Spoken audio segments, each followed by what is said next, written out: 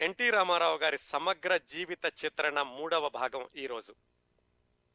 ఒక్కసారి వెనక్కి వెళ్ళి క్రిందటి 2 వారాలు ఏం మాట్లాడుకున్నామో చూద్దాం. ఎన్టీ రామారావు గారి స్వగ్రామం నిమ్మకూరు. ఆయన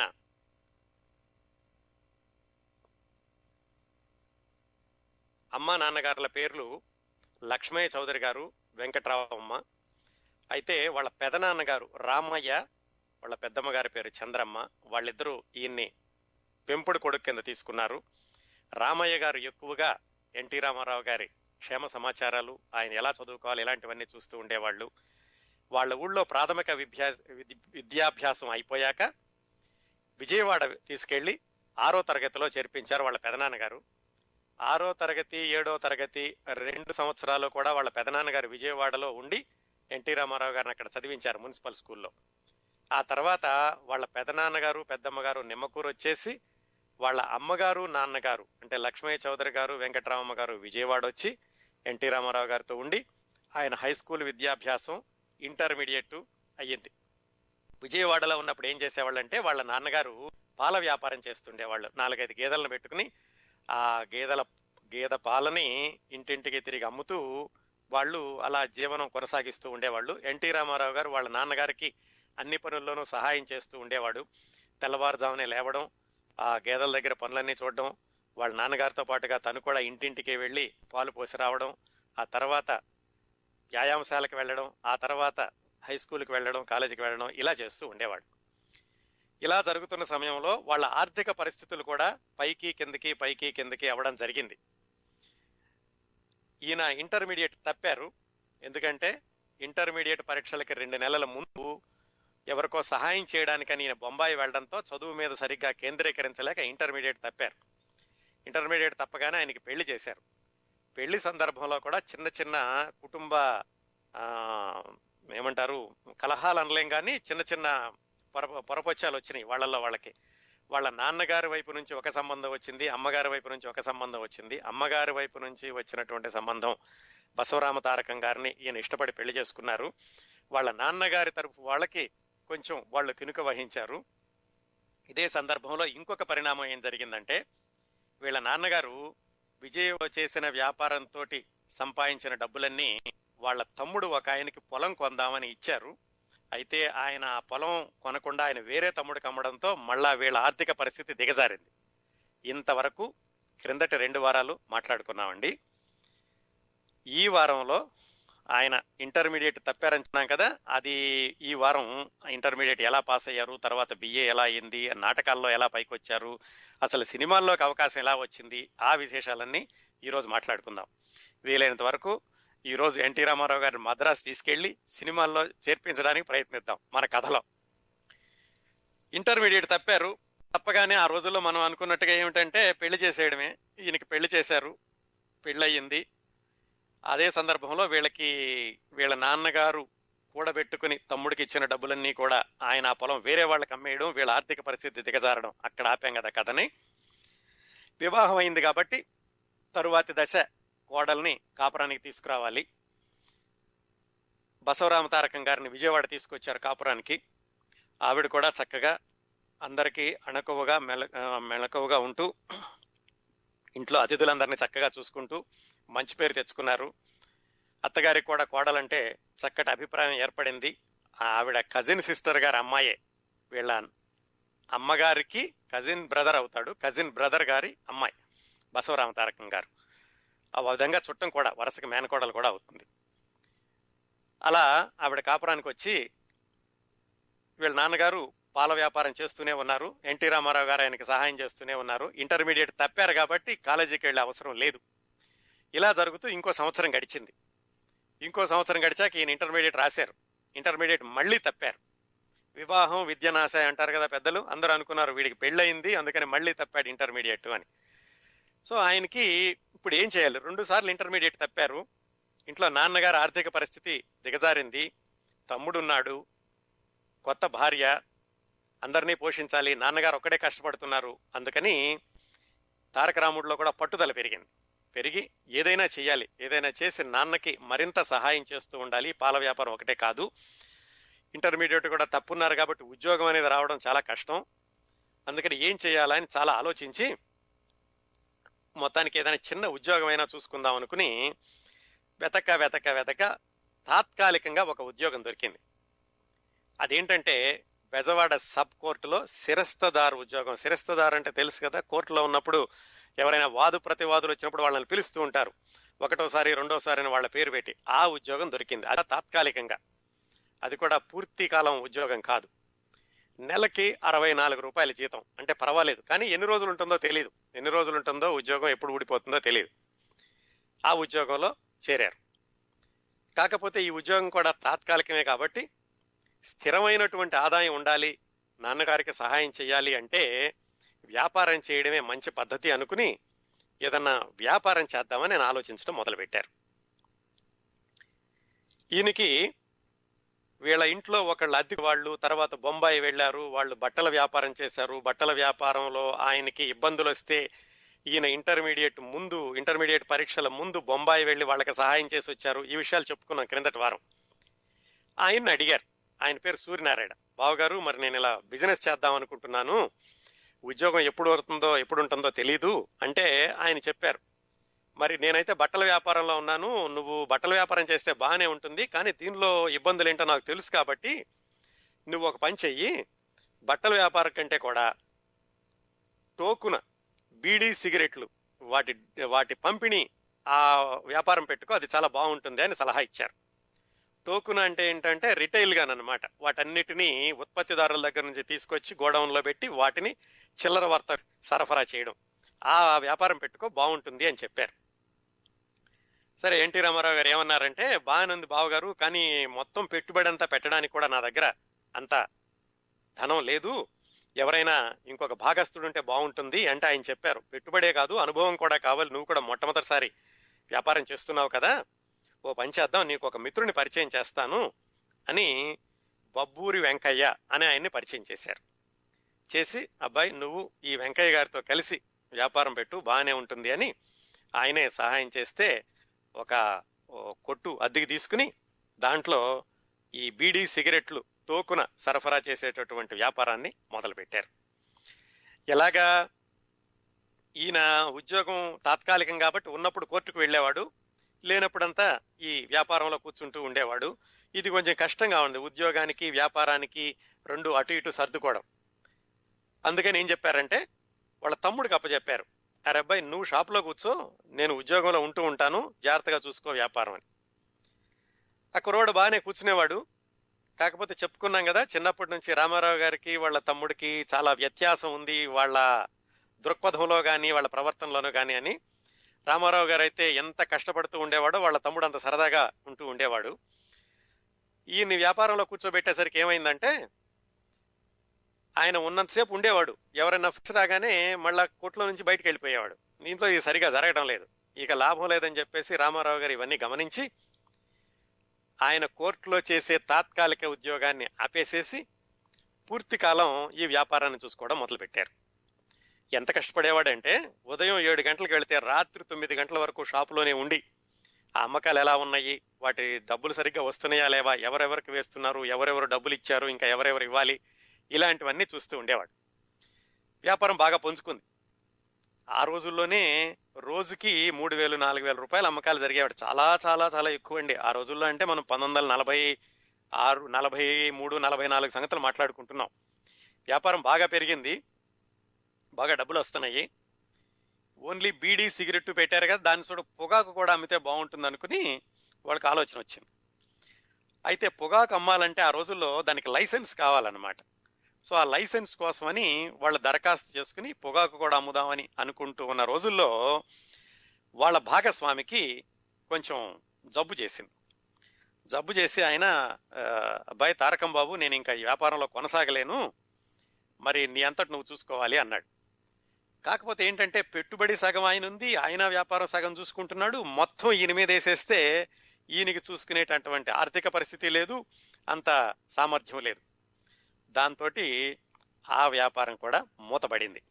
ఏది, బీడీ సిగరెట్ వ్యాపారం మూతపడింది. కాకపోతే మన తారక రాముడికి పొగాకు తాగడం పొగాకు కాల్చడం మాత్రం అలవాటైంది. అయిపోయాక మళ్ళా ఏం చేయాలి? ఇంకా ఆయన పరీక్షలు రాయలేదు, ఇంటర్మీడియట్ పాస్ అవ్వలేదు, మళ్ళా ఏదన్నా వ్యాపారం చేయాలి.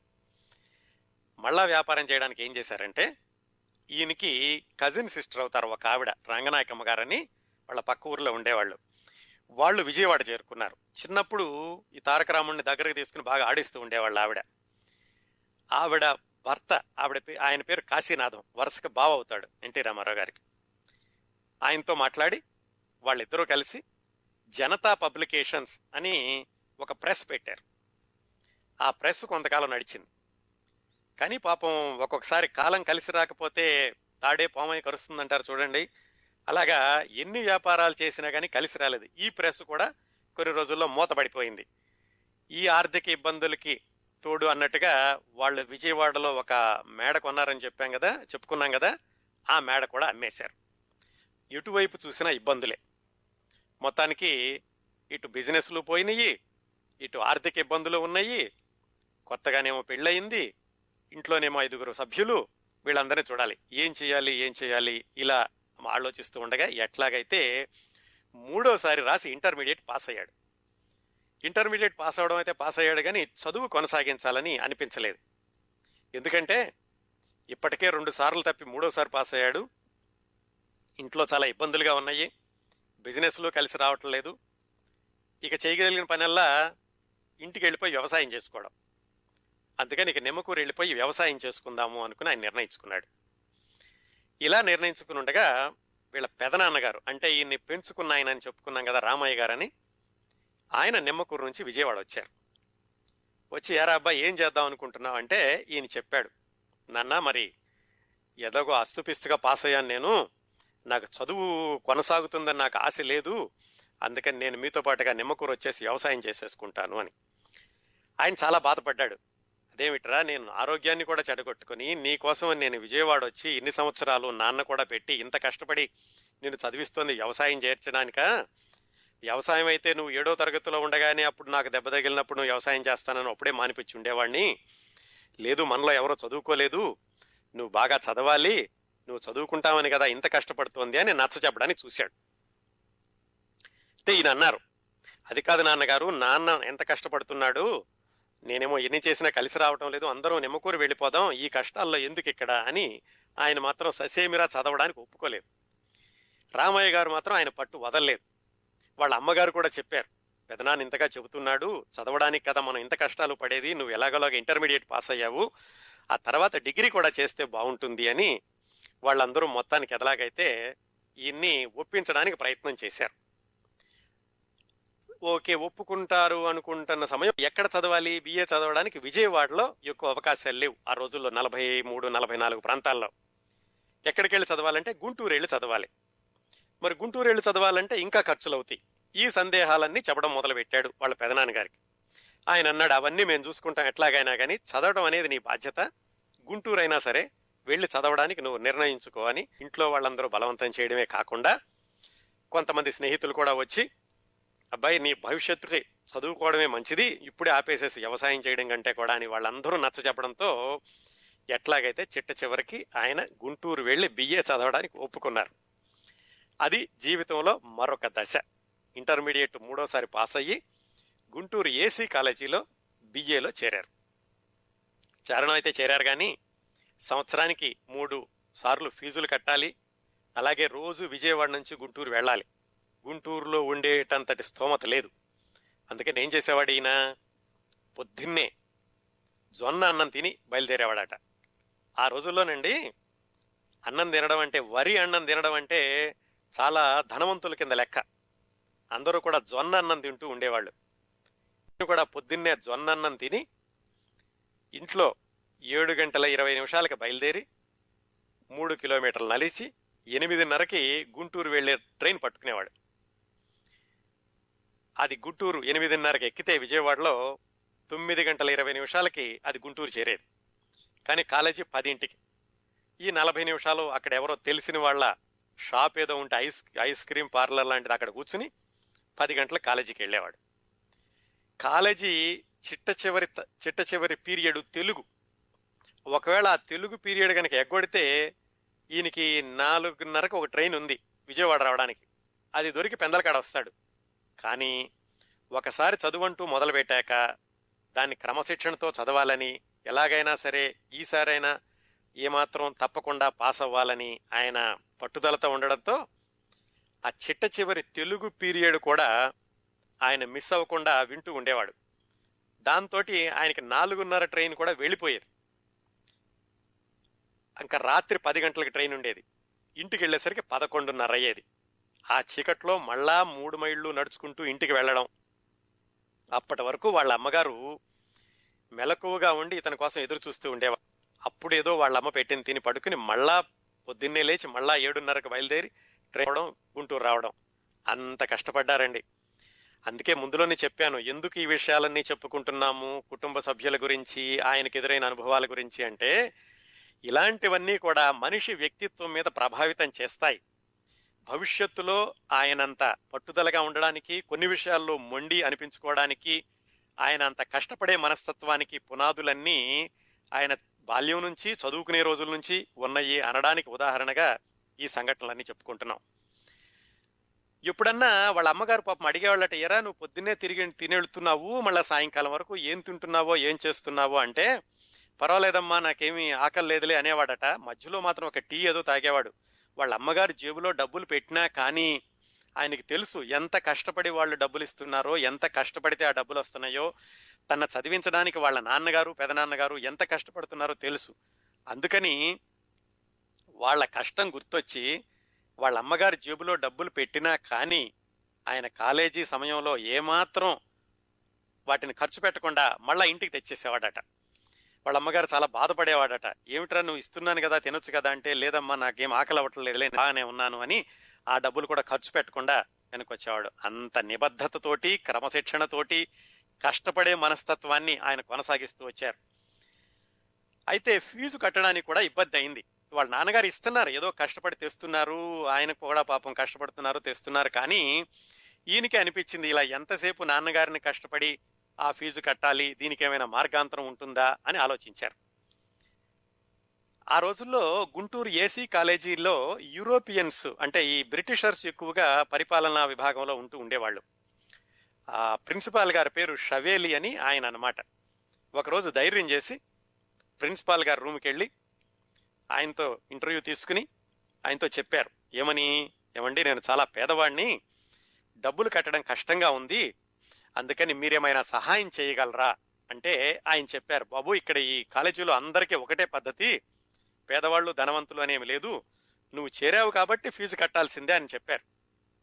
ఏమిటి నువ్వు కట్టలేవా, అసలు కట్టలేని వాడు కాలేజీలో ఎలా చేరావు అని అడిగితే ఆయన, లేదండి మా నాన్నగారు కష్టపడి తెస్తున్నారు, ఆయనకి నేను శ్రమ తగ్గిద్దామని అడుగుతున్నాను అని. అంతేకాకుండా ఆ రోజుల్లో ఈయన ఇంటర్మీడియట్ లో ఒకసారి నాటకం వేశారు కదా విశ్వనాథ సత్యనారాయణ గారి ప్రోద్బలంతో, ఆ నాటకాలు కూడా కంటిన్యూ చేద్దాం అనుకుని, నేను నాటకాలు కూడా వేస్తానండి, కాలేజీకి మంచి పేరు తెస్తాను, కనీసం ఫీజులో కొంతైనా కానీ మీరు రాయితీ ఇవ్వండి అని ప్రిన్సిపాల్ గారిని అడిగారు. ఈ కుర్రాడి మాటల్లోని నిజాయితీని చూసి ఆ ప్రిన్సిపాల్ గారు కొంత ఫీజు కూడా తగ్గించడానికి ఆయన ఒప్పుకున్నారు. ఆ విధంగా కష్టపడి రావడం, చదువుకుని మళ్ళా వెనక్కి 11:30కి ఇంటికి వెళ్ళడం, ప్రిన్సిపాల్ గారిని కొంచెం ఒప్పించి ఆయన ఫీజులో రాయితీ తెచ్చుకోవడం జరిగింది. అంత పట్టుదల ఉండేదండి. ఏదైనా కనుక ఒక కార్యక్రమాన్ని చేపడితే దాన్ని విజయవంతంగా పూర్తి చేయాలని, ఎదట వాళ్ళ కష్టాలను గ్రహించేటటువంటి మనస్తత్వం, వీటన్నింటితోటి మన తారక రాముడు విజయవాడ నుంచి గుంటూరు వెళుతూ ఆ బిఏని కొనసాగిస్తున్నారు. బిఏ చదువుతున్నప్పుడు ఆయనకి ఇంకా ఎలాంటి కార్యక్రమాల్లోకి వచ్చారు, అసలు ఇంకా మనం నాటకాల గురించి మాట్లాడుకోలేదు. ఈయన అసలు నాటకాలు వేయడం ఎలాగా కొనసాగింది, వాటిల్లో ముందుకెలా వెళ్ళారు, సినిమా అవకాశాలు ఎలా వచ్చినాయి, ఈ విశేషాలన్నీ తెలుసుకోబోయే ముందు మనం శభాష్ సూరి ఆ చిత్రం నుంచి ఒక పాట విందాం.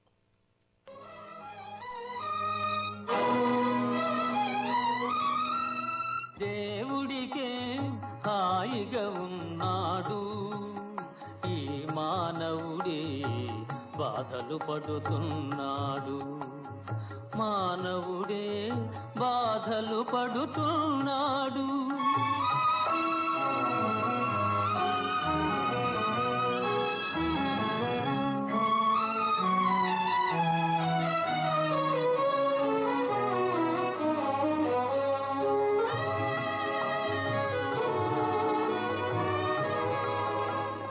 మనిషికి మార్గం చూపాలనుకొని దేవుడు మనిషై పుట్టాడు. ఈ జగతిని యాతన పడలేక మళ్ళా దేవుడైనాడు. దేవుడికే హాయిగా ఉన్నాడు. ఈ మానవుడే బాధలు పడుతున్నాడు. మానవుడే బాధలు పడుతున్నాడు.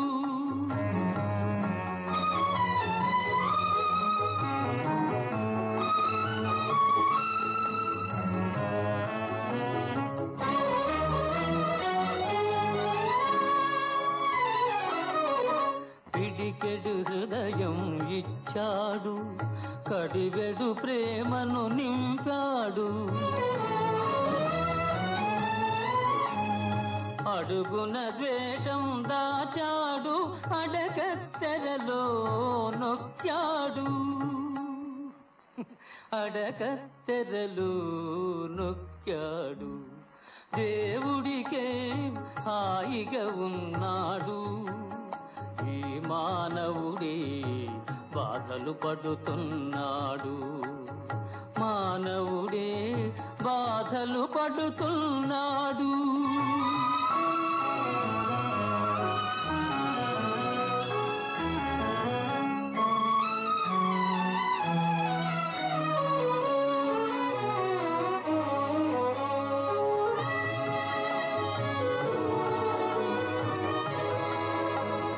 మట్టి బొమ్మలకు ఊపిరి ఊది దేవుడు తమాష చేస్తున్నాడు.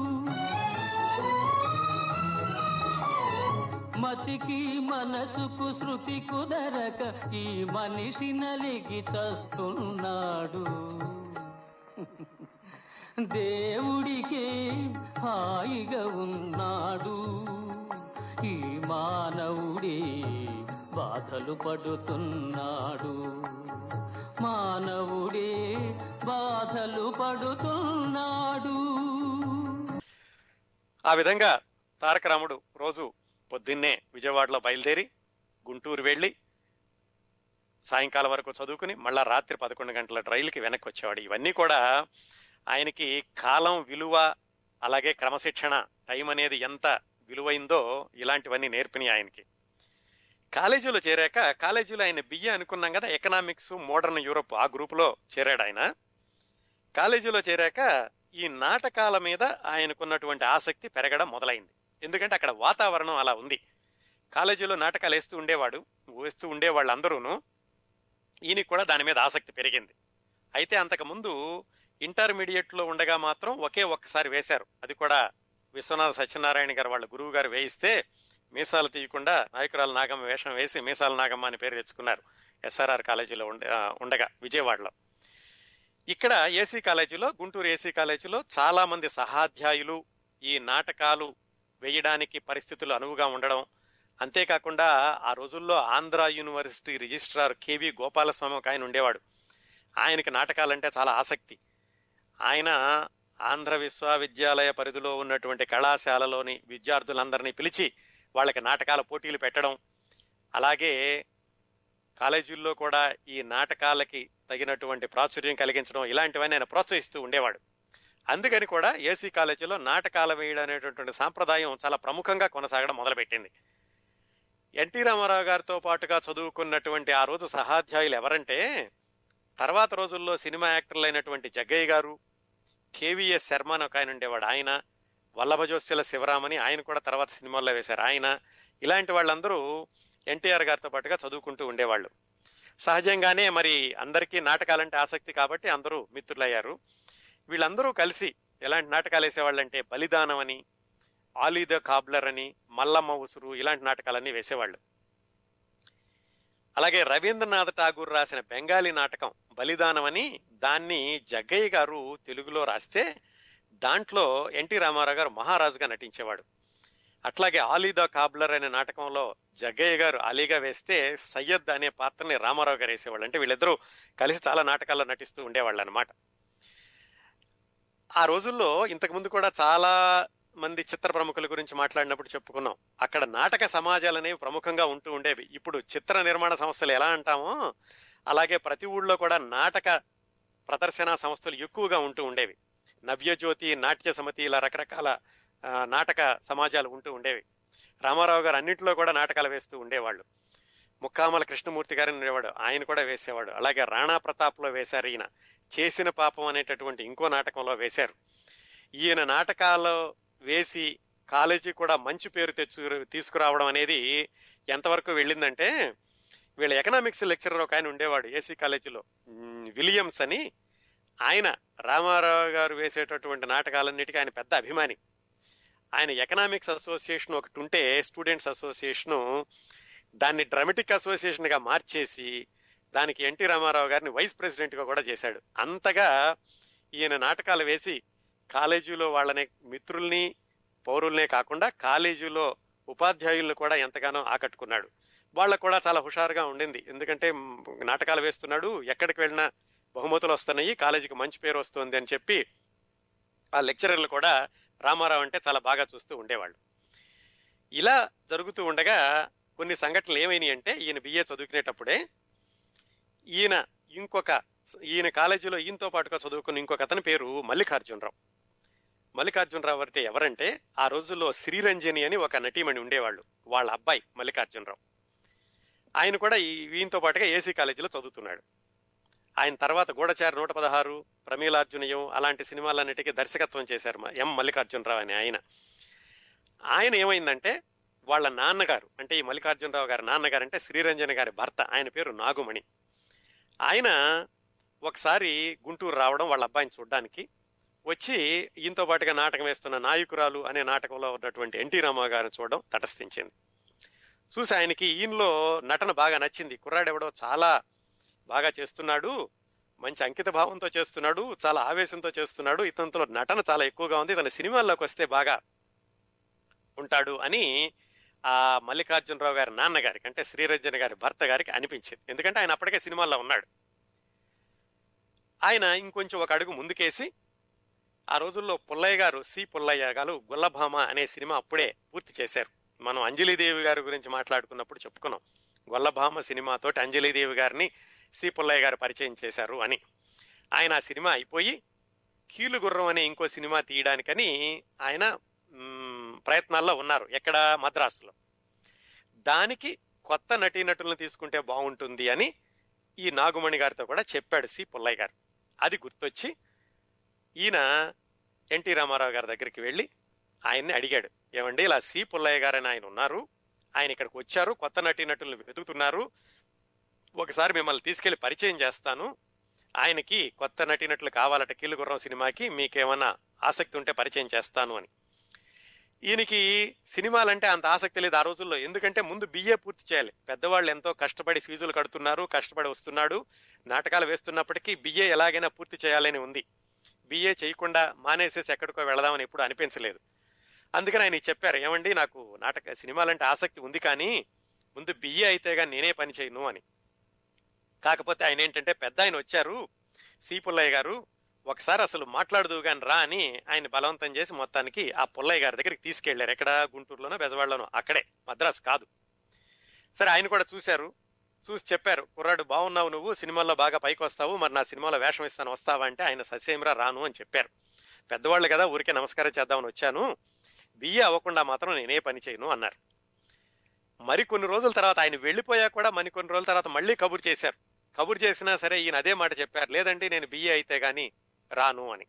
అది ఎప్పుడు, ఈయన మద్రాసు వెళ్ళిపోయి కీలుగుర్రం కాకుండా ఆయన వింధ్యారాణి అని ఇంకో సినిమా తీస్తూ దానికోసమని కబురు చేశారు, నేను ఇలాగా కీలుగుర్రం కాదు వింధ్యారాణి తీస్తున్నాను, దీనిలో చాలా మంచి పాత్ర ఉంది, నువ్వేమైనా మనసు మార్చుకున్నావో అని మళ్ళీ అడుగుతున్నాను అని కబురు చేశారు. కబురు చేస్తే మళ్ళీ అదే సమాధానం చెప్పారు, నాకు బిఏ అయ్యే వరకు నేను నా చదువు చెడగొట్టుకోను అని. ఇలా కాదని చెప్పి వాళ్ళ నాన్నగారి దగ్గరికి వెళ్ళాలి, లక్ష్మీ చౌదరి గారి దగ్గరికి వెళ్ళారు. ఏమండి మీ వాడిని ఇలా సినిమాలో రమ్మని అడుగుతున్నాము, మంచి భవిష్యత్తు ఉంటుంది, మంచి సినిమా, పుల్లయ్య గారు అంటే చాలా ప్రముఖ దర్శకుడు అని ఆయనకి చెప్పారు. ఆయన ఏమన్నారంటే, నాకేం తెలియదండి, మా అబ్బాయి ఏది చెప్తే అదే, మా అబ్బాయి రానంటుంటే వాడు రాడు, నేను బలవంతంగా వెళ్ళమని కూడా చెప్పలేను అన్నారు. ఆ విధంగా అంత ప్రయత్నం చేసినప్పటికీ సి పుల్లయ్య గారి సినిమాల్లో ఆయన వెళ్ళడానికి ఒప్పుకోలేదు. ఒకే ఒక కారణం, బిఏ పూర్తి చేయాలి, బిఏ పూర్తయ్యాక మాత్రమే వెళదాము అని. ఆ విధంగా ఒక అవకాశం పోయింది. ఇంకొక సంఘటన ఏం జరిగిందంటే, ఆ రోజుల్లో బెజవాడలో జంధ్యాల గౌరీనాథ శాస్త్రి గారు అని ఒక ఆయన ఉండేవాళ్ళు. ఆయన కేవీ రెడ్డి గారి భక్తపోతంలో శ్రీనాథుడిగా కూడా వేశారు. ఆయనకి నాటకాలంటే చాలా ఆసక్తి. నాటకాలు ఆయన క్రమం తప్పకుండా నాటకాలు వేస్తూ ఉండేవాళ్ళు, పద్యాలు బాగా పాడుతూ ఉండేవాళ్ళు. ఆయనకి ఎన్టీఆర్ తో పరిచయం ఏర్పడింది. కుర్రాడు ఇంకా చదువుకుంటున్నాడు. జంధ్యాల గౌరీనాథ శాస్త్రి గారు అయితే అప్పటికే సినిమాల్లో వేషాలు ఉండేవాడు, నాటకాలు వేస్తున్నారు. ఆయనకి సొంతంగా సినిమా తీయాలి అని ఒక ఆలోచన.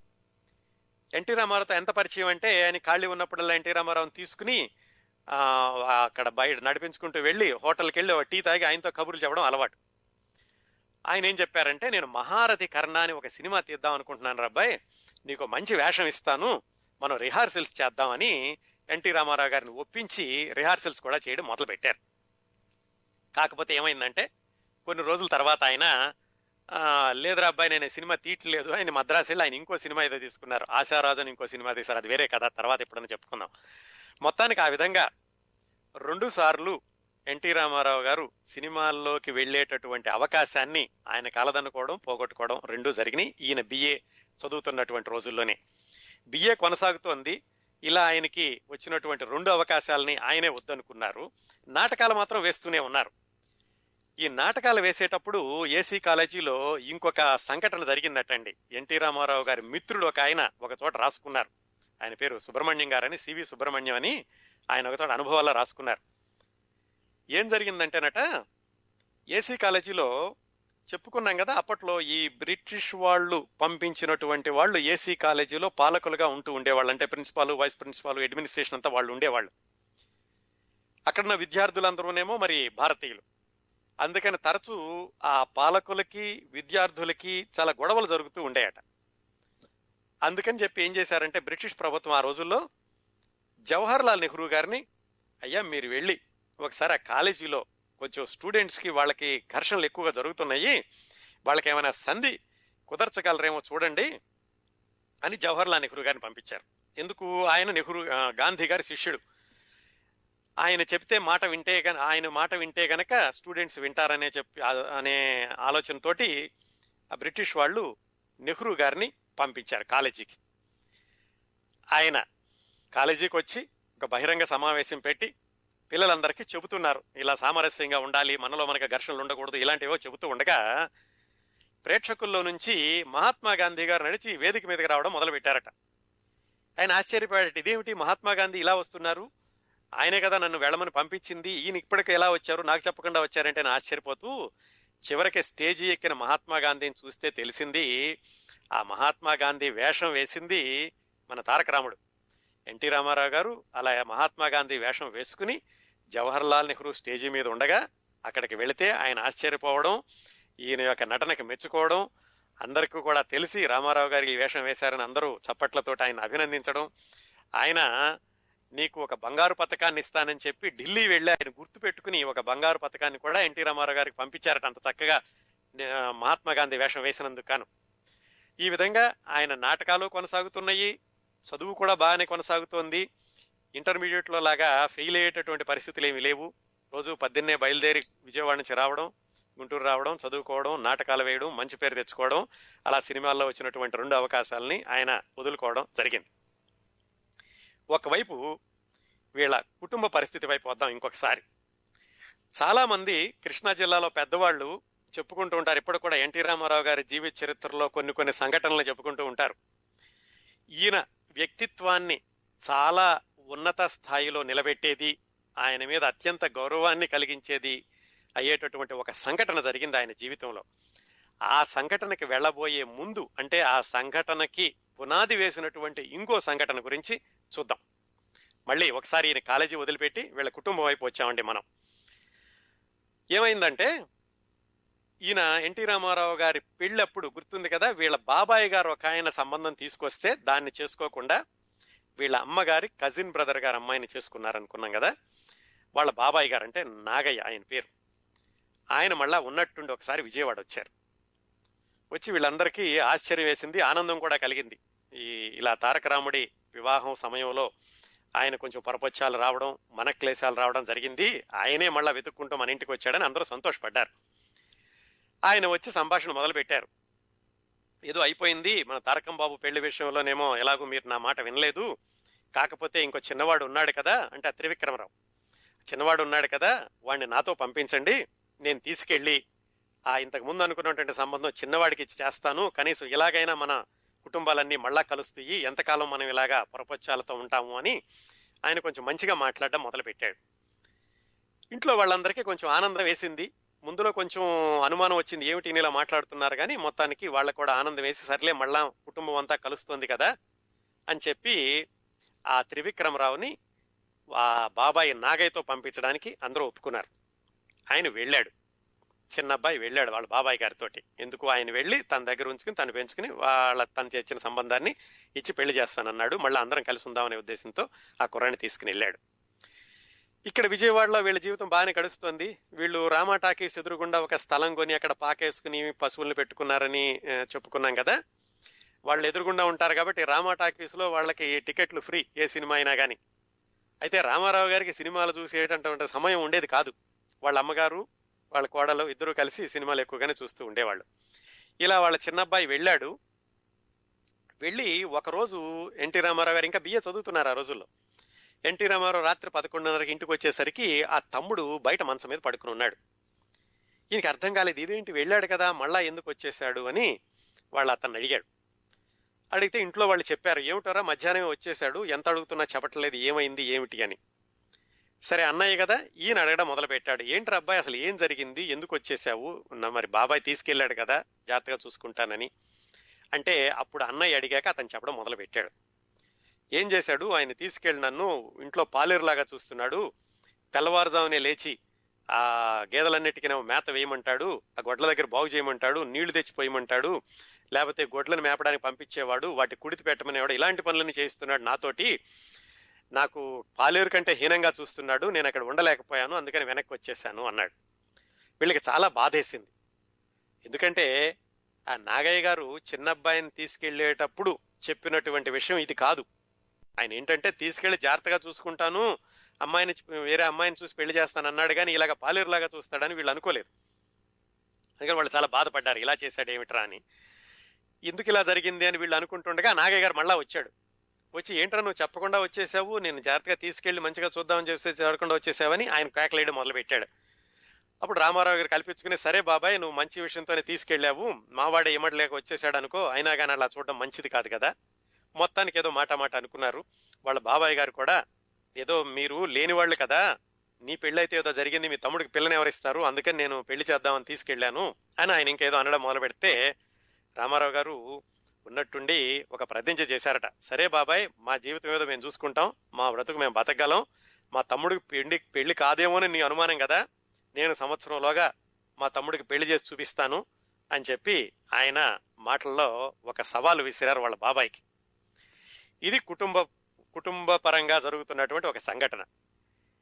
ఎలాగైతే ఆయన సవాళ్ళు విసిరారు ఒక సంవత్సరంలోగా నేను పెళ్లి చేస్తానని, కానీ పెళ్లి చేసే సత్తా ఈయనకు ఉండాలి, ఈయన ఇంకా చదువుకుంటున్నాడు, బిఏలో ఉన్నాడు, అటువైపు కుటుంబం చూస్తేనేమో ఇంకా స్థిరపడలేదు, ఆర్థిక ఇబ్బందులు కొనసాగుతున్నాయి, వాళ్ళ నాన్నగారు కష్టపడుతున్నారు. ఈ సమయంలో ఎలాగైతే వీళ్ళ బాబాయ్ దగ్గర ఈయన సవాల్ చేశాడు, మా తమ్ముడికి సంవత్సరంలోగా పెళ్లి చేస్తాను అని. ఇదండి పరిస్థితి. దీని తర్వాత జరిగినటువంటి సంఘటన ఎన్టీ రామారావు గారి వ్యక్తిత్వానికి ఒక నిలువెత్తు నిదర్శనంలాగా నిలుస్తుంది. ఆ సంఘటన ఇప్పటికీ కూడా కృష్ణా జిల్లాలో పెద్దవాళ్లు తరచూ చెప్పుకునే ఎన్టీ రామారావు గారి చిన్నప్పటి సంగతి, ఆయన బిఏ జరిగినప్పుడు జరిగిన సంగతి ఏమిటి, ఆ విషయం తెలుసుకునే ముందు నిండు సినిమాలో ఖచ్చితంగా ఎన్టీ రామారావు గారి అప్పటి మనస్థితిని ప్రతిబింబిస్తుందా అనిపించేటటువంటి ఈ పాట వినండి. ఎవరికి తలవంతకు ఎవరిని ఆదింతకు, గుండె బలమే నీ ఆయుధం, నిండు మనసే నీ ధనం. ఎవరికి తలవంతకు ఎవరిని ఆదింతకు.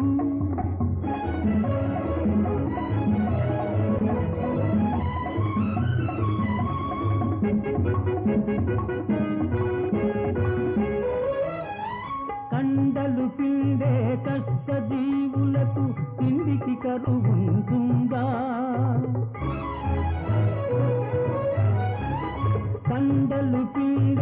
కష్ట జీవులకు ఇంటికి కరువుంటుందా? నిజాయితీకై నిలిచే వారికి పరాజయం ఉంటుందా? మంచితనమును మించిన పెన్నిధి, మంచితనమును మించిన పెన్నిధి మనిషికి వేరే ఉందా? మనిషికి వేరే ఉందా? ఎవరికి తలవంచకు, ఎవరిని యాచించకు.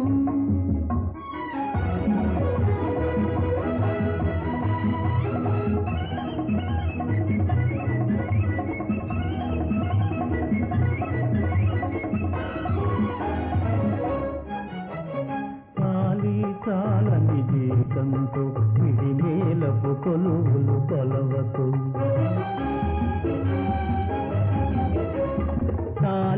చాలని జీతంతో విడిమేలపు కొలువులు కొలవకు.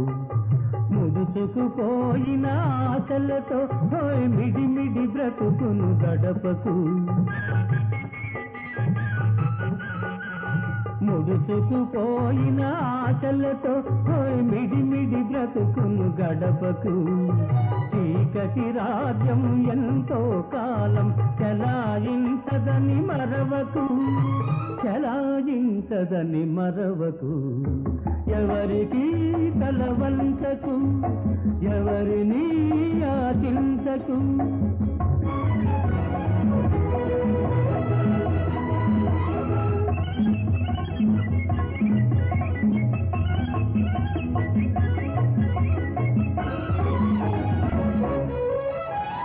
జీవితమే ఒక వైకుంఠపాళి, నిజం తెలుసుకో భాయి. జీవితమే ఒక వైకుంఠపాళి, నిజం తెలుసుకో భాయి. ఎగరేసే నిచ్చెనలే కాదు, పడదోసే పాములు ఉంటాయి.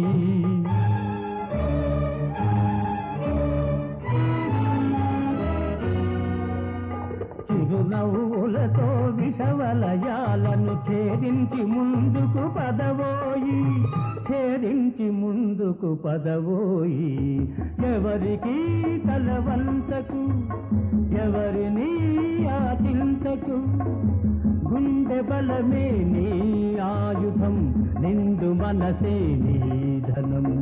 ఎవరికి తలవంచకు, ఎవరిని యాచించకు.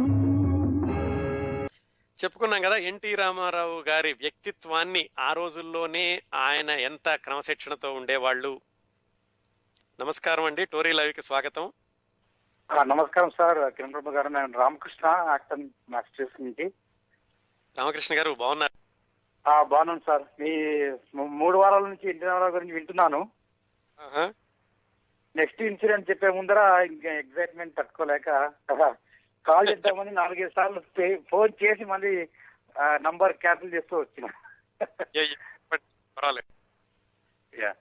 సో నేను ఎన్టీ రామారావు చిన్నప్పటి నుంచి చాలా ఫ్యాన్ సార్. ఎంత ఫ్యాన్ అంటే నేనే ఎన్టీ రామారావు అనుకునేవాడిని చిన్నప్పుడు. చాలా మంది అలా అనుకుంటుంటే అంతమందికి చెప్పండి. అది ఏమంటే చిన్నప్పుడు మా పెద్దనాన్న నన్ను ఎన్టీ రామారావు, మా అన్న నాగేశ్వరరావు యాక్ట్ చేయమనేవాడు అనమాట. నేను ఆ తాత మనవడు సినిమాలో హంటర్ తీసుకొని ఒక పాట ఉందిలేండి, అది చేసేవాడిని బాగా. తర్వాత మీరు చెప్పేది చూస్తే ఇంకా ఇంకా ఆయన మీద గౌరవం పెరిగింది సార్. అది ఒకటి. ప్లస్ ఇంకోటి, ఎంత కష్టపడి వచ్చినారని చూస్తే అమేజింగ్ స్టోరీ, అంటే అమేజింగ్ హిస్టరీ అనేది. అవునండి. సో అదొకటి. ప్లస్ మీరు అంత అంత చాలా పట్టుదల అనేది భలే ఎవిడెంట్. అంటే ఆయన లైఫ్ లో తర్వాత అంటే మనం అంటే పాలిటిక్స్ వచ్చిన తర్వాత కానీ అంత ముందు కానీ తెలిసిపో అంటే బాగా అర్థమవుతుంది ఇప్పుడు మరి. వీటన్నిటికీ పునాదులు అప్పుడు ఉంటాయండి. చాలా మంది ఏమిటంటే వాటిని మధ్యలో వదిలేసుకుంటూ ఉంటారు. పట్టుదల గల వాళ్ళు ఇలాగా చరిత్రలో మిగిలిపోయే వాళ్ళు వాటిని కొనసాగిస్తుంటారు. ఎన్టీ రామారావు గారు అది సార్. తర్వాత ఎన్టీఆర్ సినిమాలు అంటే చాలా ధైర్యాన్ని ఇచ్చేవి సార్. అంటే భయం లేకుండా ఇప్పుడు ఇద్దరు ఇంతకుముందు ఎవరికి తల వంచకని చెప్పినారు అండి, అలాంటి యాటిట్యూడ్ డెవలప్ చేసేది మనిషికి. అది అది వన్ వే ఆఫ్, అంటే నాకు అనిపించి ఇప్పుడు అంటే అర్థమవుతుంది అనమాట ఆఫ్టర్ సర్టన్ ఏజ్. ఆయన ఇలాంటివన్నీ ఎక్కువగా ఆయన పాత్రలోనూ, ఆయన సంభాషణల్లోనూ, ఆయన సినిమాల్లోనూ ఎక్కువగా హైలైట్ అవుతూ ఉంటాయండి. అదే ఇప్పుడు అంటే మెల్లిగా అంటే ఆయన లైఫే కాదు, even he made so many people, అంటే ఫియర్లెస్ యాటిట్యూడ్ అవన్నీ చాలా అంటే అది సహజంగా నేర్పించినట్టు అనిపించింది నాకైతే. Now I'm listening to you right for last 3 weeks ఆయన గురించి విన్నే కొద్దీ ఇవి ఇట్లా చేసి ఇండైరెక్ట్ గా సినిమాలే కాకుండా ఎంటర్టైన్మెంటే కాకుండా he fill all our hearts with that fearlessness. అవును అవును అండి. మొత్తానికి నా కార్యక్రమం సద్వినియోగిస్తున్నందుకు నాకు చాలా ఆనందంగా ఉంది. మీరు కరెక్ట్ గా నేను ఏది చెప్పదలుచుకున్నానో మీరు అది గ్రహించారు. అది సార్ యాక్చువల్ గా I'm so fan. Just 2 incidents. Danaveera Sura కన్నా నేను ఒక 15-20 times చూసింటాను. తర్వాత కొండవీటి సింహము సినిమా కోసమని మార్నింగ్ 3కి, అంటే మార్నింగ్ కర్నూలు మాది, అది నటరాజ్ థియేటర్ లో ఒక రిలీజ్ అయింది. 3 నుంచి కూర్చున్న రోజులు కూడా ఉన్నాయి. మార్నింగ్ 3 o'clock వెళ్ళి లైన్ లో. సో ఆయన ఒకసారి కర్నూలుకి వచ్చినారు, ఆయన చూద్దామని. బాబా అసలు I was waiting for him so many days. అంత మంచి తర్వాత మెల్లిగా తగ్గింది. బట్ ఐ వాజ్ సో, అంటే యంగ్ ఏజ్ లో oh my god is my hero life. అందుకని అందరూ అన్నారు అని గౌరవంతో పిలిస్తే ఎంటి ఓడు అని ఆప్యాయంతో పిలుచుకునే వాళ్ళందరూ. నాకు ఇంట్లో రావు అంటే ఇప్పటికీ ఏమన్నా ఎప్పుడన్నా టైం దొరికినప్పుడు ఆ దానవీర శూర కన్నా దుర్యోధన డైలాగ్స్ వింటుంటా. మా ఇంట్లో మా పిల్లలకు కూడా అలవాటు. ఎందుకు అలా అంటే మా నాన్నకి ఇష్టం అనేది వాళ్ళకి అర్థమైపోయింది బాగా. అవునండి, ఆయన చెప్తున్నాం కదా, ఆ సినిమా యాక్టర్ల క్యాలెండర్లు అన్ని కూడా డ్రాయింగ్ రూమ్ లో ఉండేవి. డ్రాయింగ్ రూమ్ నుంచి పూజా గదికి నడిపించినటువంటి ఏకైక నటుడు ఆయన. ఎన్టీ రామారావు కృష్ణుడి ఫోటో పూజా మందిరంలో పెట్టుకుని పూజ చేస్తున్నాడు. ఇప్పటికీ చాలా మంది ఉన్నారండి. అది సార్ గుడి గంటలు కానీ ఆయన మంచి యాక్టింగ్ అంటే గుడి గంటలు. తర్వాత రాక్షయ్య పాటలో మన మగవాణ్ణి పలికించే బృందావనం ఆ పాట యాక్టింగ్, అది సినిమా తెలియదు. తర్వాత అంటే అది సాంఘికమైన చిత్రంలో కూడా చాలా మంచి యాక్టింగ్ అండి. గుడి గంటలు మాత్రం హైలైట్ అండి సార్, నాకు భలే ఇష్టం అవుతుంది. అవును, జన్మమెత్తితిరా జన్మమెత్తి అది అల్టిమేట్ సినిమా. అంటే మనిషికి సహజంగా ఎంత ఇది అది భలే. అంటే please continue next event. I want to listen. సరిగా. Thank you very much for calling అండి. Thanks for sharing your opinions. Thanks అండి. ఓకే సార్, ఉంటాను. బాయ్. తర్వాత ఘట్టంలోకి వెళదామండి. ఆ విధంగా వాళ్ళ తమ్ముడిని తీసుకెళ్లి వాళ్ళ బాబాయ్ గారు సరిగ్గా చూడకపోవడంతో ఆ తమ్ముడు వెనక రావడం, వాళ్ళ బాబాయ్ గారు మళ్ళీ వచ్చి ఏంట్రా వచ్చేసామంటే ఈయన వాళ్ళ బాబాయ్ తోటి సవాల్ చేయడం, సంవత్సరంలాగా మా తమ్ముడు పెళ్లి చేస్తాను అని. ఇప్పుడు ఏం జరిగిందంటే, సరే ఈయన బిఏ చదువుతున్నాడు, వెళ్ళొస్తున్నాడు, ఇంట్లో వాళ్ళ నాన్నగారు కష్టపడుతున్నారు, భార్య, ఇవన్నీ జరుగుతూ ఉండగా తమ్ముడికి పెళ్లి చేయాలి కదా. బిఏ చదువుతూ ఉండగానే ఈయన తమ్ముడు పెళ్లి కోసం సంబంధాలు వెతకడం మొదలు పెట్టారు.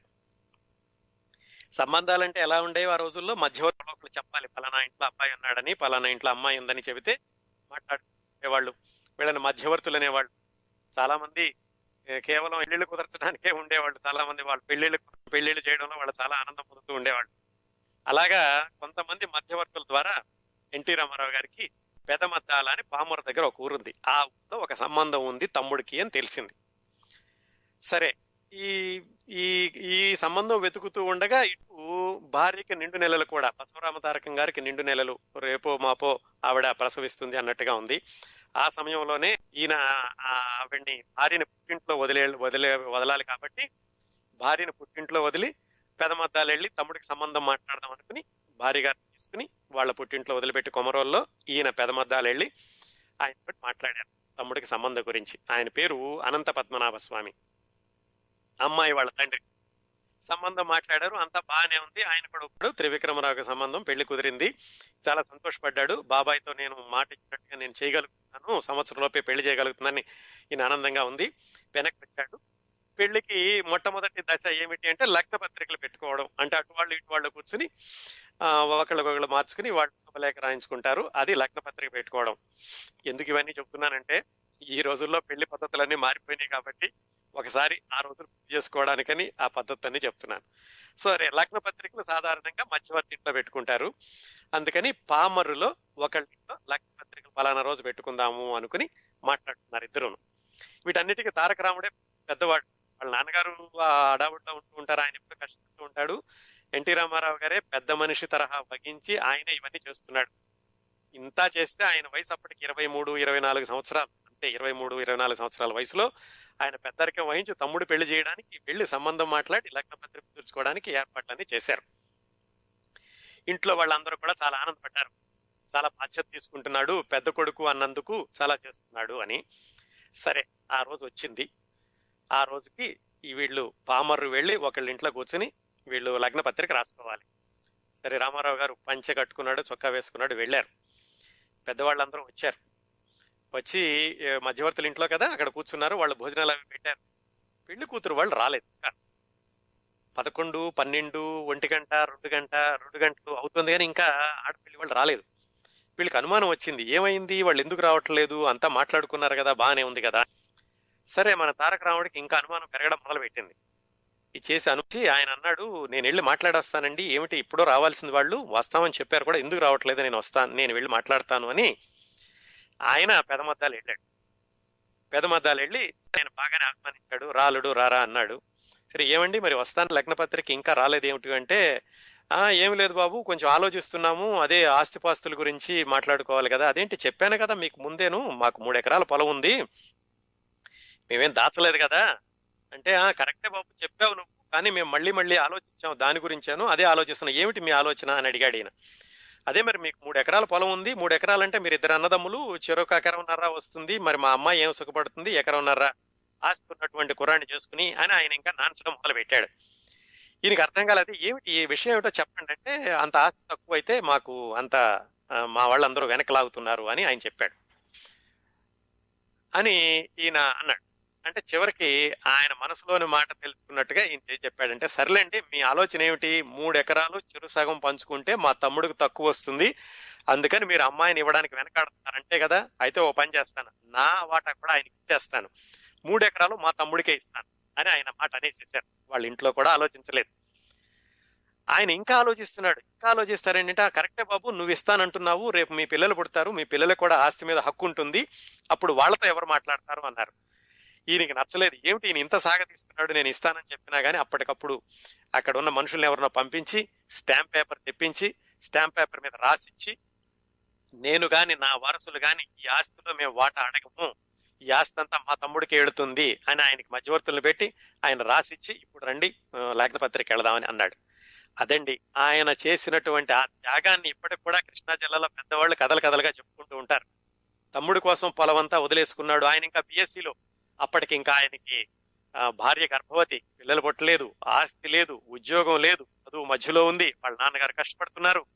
ఇవన్నీ కూడా పక్కన పెట్టి కేవలం తమ్ముడికి పెళ్లి చేయాలి, బాబాయికి ఛాలెంజే కాకుండా తమ్ముడి జీవితం కూడా బాగుండాలి అని చెప్పేసి ఆ తమ్ముడి శ్రేయస్సే ముఖ్యం అనుకుని ఆయన అప్పటికప్పుడు మొత్తం స్టాంప్ పేపర్ మీద రాసి ఆయనకి ఇచ్చి రమ్మనమని చెప్పి లగ్న పత్రిక రాయించాడు. ఇదండి ఆయన వ్యక్తిత్వాన్ని ప్రతిబింబించేటటువంటి నిలువెత్తు నిదర్శనం లాంటి సంఘటన చూడండి. అలాగా ఆయనకి భాగస్వామి వచ్చేటటువంటి ఆస్తి అంతటి కూడా తమ్ముడికి ఇచ్చేసి ఆ పెళ్లి కుదిర్చారు. ఆ పెళ్లి మొత్తానికి విజయవంతంగా జరిగింది. ఆ సంఘటనతోటి కృష్ణా జిల్లాలో ఇప్పుడు చెప్పుకోవడమే కాదు, ఆ రోజుల్లో కూడా అందరూ కథలుగా చెప్పుకునేవాళ్ళట, లక్ష్మీ చౌదరి గారి అబ్బాయి ఇలాగా తమ్ముడికి రాసిచ్చాడట తారకం బాబు అని. ఆయన అప్పటికే ఆయన్ని ఆ స్టేజ్ లో చూడడం మొదలు పెట్టారు అందరూ. ఈ సంఘటన జరిగింది. ఈలోగా తారక రామారావు గారికి ఒక అబ్బాయి అయ్యాడు. ఇంకా ఆయన బిఏ చివరి సంవత్సరంలో ఉన్నారు. అదండి కుటుంబ వైపు నుంచి జరిగి. మళ్ళా ఒకసారి ఎన్టీ రామారావు గారి బిఏ ఎలా కొనసాగుతుందో చూద్దాం. నాటకాలు వేస్తున్నారు, బిఏకి వెళ్ళొస్తున్నారు. బిఏ పూర్తి కావాల్సినటువంటి సమయం దగ్గర పడింది. ఇంకా ఉద్యోగాలు వెతకాలి కదా, బిఏ రేపు ఎల్లుండో పూర్తి అవుతుందంటే ఉద్యోగాలు కావాలి కాబట్టి ఆయన ఉద్యోగం కోసమని ఆయన దరఖాస్తులు పెట్టుకోవడం మొదలు పెట్టారు. ఆ బిఏ చిట్ట చివరి సంవత్సరంలో ఉండగానో పరీక్షలకు ముందో లేకపోతే పరీక్షలు అవ్వగానో ఒక సంఘటన ఏం జరిగిందంటే, ఈయన ఐఏటిసి అని రాశారు ఎక్కడో. అంటే ఐఏటిసి అంటే బహుశా Indian all India air force training centre, something like that, అలాంటిది ఏదో ఉంది అనమాట. దానికి అప్లికేషన్ పెట్టుకుంటే ఈయనకి పైలట్ గా, ఎయిర్ ఫోర్స్ పైలట్ గా ఈయనకి రమ్మని చెప్పి ఆయనకి ఆహ్వానం వచ్చింది. అక్కడెక్కడో గన్నవరం దగ్గర ఎక్కడో ముందుగా కొంత ట్రైనింగ్ ఇస్తున్నారు. ఆ ట్రైనింగ్ లో ఆయన బాగా చేశాడని చెప్పేసి తర్వాత డెహ్రాడూన్ లో ఫైనల్ గా ట్రైనింగ్ కి, ఆ ట్రైనింగ్ అయిపోయాక ఎయిర్ ఫోర్స్ లో జాయిన్ అవ్వాలి అని చెప్పేసి ఆయనకు ఉత్తరం వచ్చింది. ఆ ఉత్తరం చూసి ఇంట్లో వారు చాలా భయపడిపోయారు. ఇదేమిటి, ఏదో ఇక్కడేదో ట్రైనింగ్ అంటే పంపించాం కానీ ఈయన ఇల్లు వదిలేసి వెళ్ళిపోయి అక్కడెక్కడో ట్రైనింగ్ అయ్యి తర్వాత యుద్ధ విమానాలకు వెళ్ళడం అనేసరికి ఇంట్లో అందరూ భయపడ్డారు. ముఖ్యంగా వాళ్ళ అమ్మగారు చెప్పారు, పైగా ఇప్పుడే పుట్టాడు, నువ్వు ఈ చంటి బిడ్డను వదిలేసి మమ్మల్ని అందరే వదిలేసి అక్కడికి వెళ్ళిపోయి ఎయిర్ ఫోర్స్ లోకి వెళ్ళడం అంటే, నాకు ఉన్నదే 2 కొడుకులు, 2 2 కళ్ళలాగా చూసుకుంటున్నాను అని చెప్పి ఆవిడ ససేమిరా వెళ్ళడానికి వీల్లేదు అని రామగారిని ఇచ్చేసింది. భార్య కూడా వెళ్ళడానికి అంతగా ఒప్పుకోలేదు.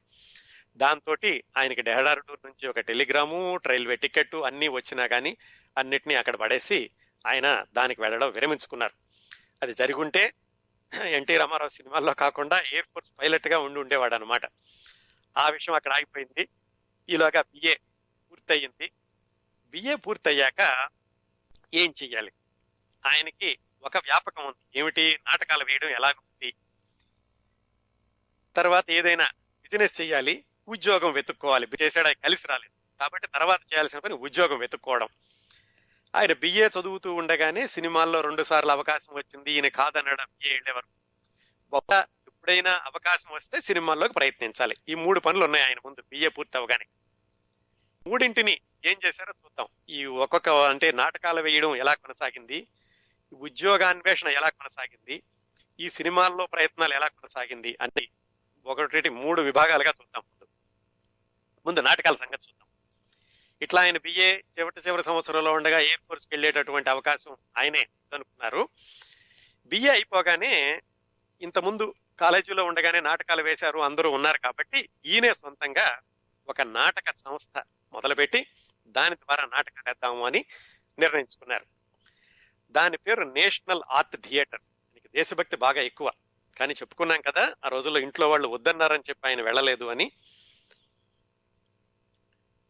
అందుకని ఆయన నేషనల్ ఆర్ట్ థియేటర్స్ అనేటటువంటి ఒక సంస్థని మొదలుపెట్టి దాని ద్వారా అన్ని చోట్ల నాటకాలు వేద్దాం అనేటటువంటి ఒక నిశ్చయానికి వచ్చారు. ఆ సంస్థకి ఆయన వాళ్ళ తమ్ముడు త్రివిక్రమరావుని నిర్వహణ బాధ్యత పెట్టారు. అలాగే వీళ్ళకి వరుసకి బావుమరిది అవుతాడు అట్లూరి పుండరీకాక్షయ్య గారని, ఆయన్ని దీని మొత్తానికి నాటక కార్యక్రమాలను చూడడానికి ఆయన్ని పెట్టారు. ఈయనతో పాటుగా చదువుకున్నారు కదా జగ్గయ్య గారు. అప్పటికి ఆయన చదువు అయిపోయాక వాళ్ళ ఊరు దుగ్గిరాల వెళ్లి తెనాల దగ్గర అక్కడ ఆయన తెలుగు మాస్టర్ పని చేసుకుంటున్నాడు. ఆయన్ని అలాగే ఈయనతో పాటే చదివిన కేవీఎస్ శర్మని, ఆయన్ని వీళ్ళందరినీ తీసుకొచ్చి మనం ఇలాగ నేషనల్ ఆర్ట్ థియేటర్స్ పేరుతోటి నాటకాలు వేద్దాము అని చెప్పేసి వాళ్ళందరినీ ఒక చోటకి చేర్చారు. వాటన్నిటికీ కొన్ని నిబంధనలు పెట్టుకున్నారు. ఎందుకంటే వీళ్ళేమి భూస్వాములు కాదు, జమీందారులు కాదు నాటకాలు వేసేసి అందరిని పోషించడానికి. అందుకని ఏం చెప్పారంటే, మన నాటకాల్లో వేసేటటువంటి నటీనటులందరూ ఎవరి ఖర్చులు వాళ్ళు పెట్టుకోవాలి, వాళ్ళకి అప్పగించిన పనులు చేసి తీరాలి, అందరూ క్రమశిక్షణతో ఉండాలి, సొంత లాభాలు సొంత ప్రయోజనాలు ఉండకూడదు, ఇది ప్రజాభ్యుదయానికి స్వాతంత్ర్యోద్యమాన్ని దాన్ని సపోర్ట్ చేయడానికి మనం వేసేటటువంటి నాటకాలు ఉపయోగపడాలి. ఇలాగా కొన్ని నియమ నిబంధనలు రాసుకున్నారు. అన్నీ కూడా మంచివే, అన్నీ కూడా ఎక్కడక్కడి వ్యాపార దృక్పథం కానీ దీని ద్వారా డబ్బులు సంపాదిద్దాం కానీ ఇలాంటి ఆలోచనలు ఏమీ లేకుండా దాన్ని మంచి పనులకి, కళని కూడా మంచి పనులకు ఉపయోగించాలి అనేటటువంటి నియమ నిబంధనలు పెట్టుకుని వాటిని అనుమతించిన వాళ్ళని, వాటికి లోబడిన వాళ్ళందరినీ చేర్చుకుని ఈయన నాటకాలు వేయడం మొదలు పెట్టారు నేషనల్ ఆర్ట్ థియేటర్స్ తరఫున. తర్వాత అదే పేరుతోటి వాళ్ళ సినిమాలు నేషనల్ ఆర్ట్ థియేటర్స్ తోటే మొట్టమొదటి సినిమాలు కూడా అదే పేరుతో తీశారు. ఆ విషయాల తర్వాత మాట్లాడుకుందాం. ఆ రోజుల్లో నాటకాలు వేయాలంటే విజయవాడలో వెలిదండ్ల గ్రంథాలయం, రామ్మోహన్ లైబ్రరీ, వెలిదండ్ల లైబ్రరీ అని ఉండేవి. అక్కడ నాటకాలు వేయడానికి ఖర్చు ఎంత అయ్యేదో తెలుసా అండి? కరెంటు ఖర్చు ₹1.80. ఈ ఫ్లయర్స్ అంటే కరపత్రాలు వేయాలిగా, వాటికి ₹1.20. అంటే ₹3 ఉంటే నాటక ప్రదర్శన అయిపోయేది. ఎందుకంటే నటీనటులు ఎవరి డబ్బులు వాళ్లే పెట్టుకుంటారు కదా, ఎవరి డబ్బులు వాళ్లే పెట్టుకుంటారు, ఎవరు మేకప్ వాళ్లే తెచ్చుకుంటారు, ఎవరి దుస్తు వాళ్లే తెచ్చుకోవాలి. వీటన్నిటితో ₹3 ఉంటే ఒక నాటకం వేసేసేవాళ్ళు. ఆ విధంగా ఈయన చాలా నాటకాలు కొనసాగించారు ఈ నేషనల్ ఆర్ట్ థియేటర్స్ తరఫున. ఒకసారి వేనరాజు విప్లవం అనేటటువంటి నాటకం వేస్తుంటే దాంట్లో వేనరాజుగానేమో ఎన్టీ రామారావు గారు, భృగు మహర్షిగానేమో జగ్గయ్య గారు వేస్తున్నారు. అందులో దుష్టకర్మ అని ఒక పాత్ర ఉంది, దాన్ని కేవీఎస్ శర్మ అని ఆయన వేశారు. ఆయన తర్వాత సినిమాల్లో చిన్న చిన్న పాత్రలు వేశారు కేవీఎస్ శర్మ గారు. మరి రాజు వేషం అంటే బాగా మంచి సిల్క్ పంచె కట్టుకోవాలి కదా. ఇంతకుముందు అనుకున్నట్టుగా వీళ్ళకి డబ్బులు లేవు, డబ్బులుండి నాటకాలు వేస్తున్నటువంటి పరిస్థితి కాదు. అందుకని డబ్బులు లేవు. మరి సిల్క్ పంచి కావాలంటే ఏం చేయాలని వాళ్ళ అమ్మగారిని అడగకుండా ఒక జరీ చీర తీసుకు ఆ జరీ చీరనే పంచి కింద కట్టుకున్నాడు ఈయన. తీరా చూస్తే ఆ నాటకం వేసే రోజున ఎదురుగుండా ప్రేక్షకుల్లోనే వాళ్ళ అమ్మగారు ఉన్నారు. ఇదంతా ఈయన చూశాడు. వాళ్ళ అమ్మగారిని చూసి ఈయన కాళ్ళు మండగడం మొదలుపెట్టినాయి. ఇది వెళ్ళగానే మళ్ళీ ఆవిడ ఏముంటుందో ఏమిటో తెలియకుండా ఆవిడ చీర తీసుకొచ్చేసి నేను పంచి కింద కట్టుకున్నాను అని. మొత్తానికి నాటకం అయితే విజయవంతంగా నడిచింది. వాళ్ళ అమ్మగారి ఇంటికి వెళ్ళాక తిట్టలేదు సరికదా, సరేరా బాబు ఈ పంచి నువ్వే ఉంచేసుకో, ఈ చీర నువ్వు పంచిగా వాడుకో మిగతా నాటకాలకు కూడా అని చెప్పి ఆవిడిచ్చారు. ఇదంతా 1947 ప్రాంతాల్లో జరిగిందండి. ఆ విధంగా ఆయన నాటకాలు కొనసాగుతున్నాయి. బిఏ అయిపోయాక ఇంకా రెండో వ్యాపకం ఉద్యోగాలు వెతకడం అనుకున్నాం కదా, ఆ ఉద్యోగాలు వెతికేటటువంటి వ్యాపకం కొనసాగిందో చూద్దాం.